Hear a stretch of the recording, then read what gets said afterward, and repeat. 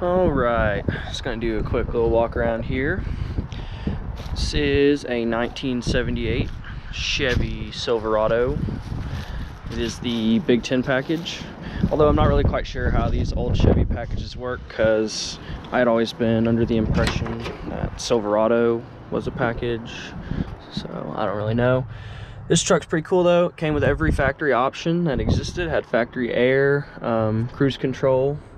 You can kind of see it. There's a little set button. But yeah, it's pretty rough, not gonna lie. Bought it from a guy that I work for, pretty cheap. Let's see, what does it say? It's just a tag. The RPO code's gonna be in the glove box. But yeah, most of the roughness is definitely gonna be rust. We're pretty rusty down in the rockers here. And then see if I can get the cab supports. They're pretty rusty too. Down here on the bed, you can see a lot of filler was put in there at some point to try and plug these rust holes. But yeah, I got it cheap. It runs really good. The engine's pretty strong. It's a 350. So yeah, the transmission will probably get rebuilt. If you know anything about turbo 350s, they all leak, and it leaks religiously. You can see here I already kind of got bored with the buffer and had to wake up the patina a little bit. But yeah, I'm excited to build this one. There's Ellie the shop dog. So yeah, a good puppy. Let's see what we got under the hood here. It's nothing special right now. Can't find the latch.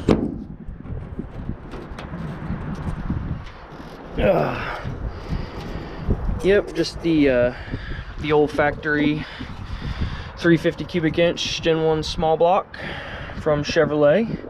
Solid engine. The person I bought it from, who I worked for a little bit, we took the valve covers off and the intake off, and the motor's actually really clean inside. So I'm not entirely certain if it's the original engine. I really think it might be, just because the exterior looks pretty worn in. But yeah, it's got a Quadrajet carburetor like they would have had. Factory power brakes. Somebody put, part store Excel distributor in it, but it's still a big cap HEI, so good stuff. It's going to be getting all changed out though. It'll get a nicer, newer big cap HEI distributor with wires I make myself, because one of my biggest pet peeves is part store wires that are entirely too long. And yeah, it just drives me nuts. It looks like spaghetti.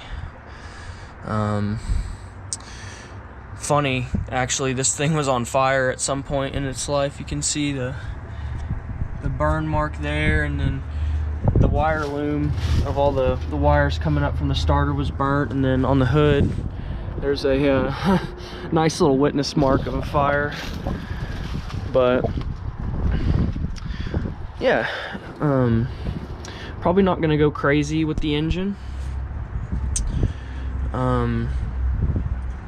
I just recently graduated college and money's tight, so it's just going to be a budget build here. Definitely don't trust flat tappet cams anymore, and I can't afford to do a roller, so we're going to keep it pretty stock here. What I'm going to be working on today,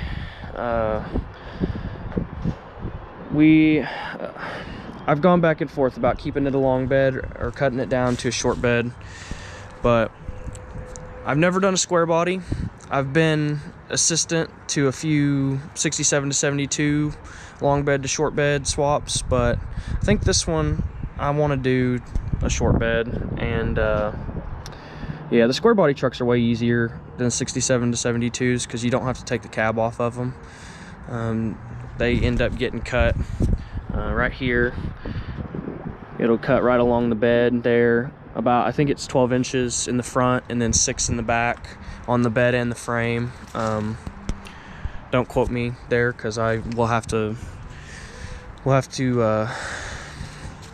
look that up again to be certain. But yeah, anyway, today what I'll be working on is getting the bed off, dropping the fuel tanks, and getting it ready to get on some level ground and cut the frame down.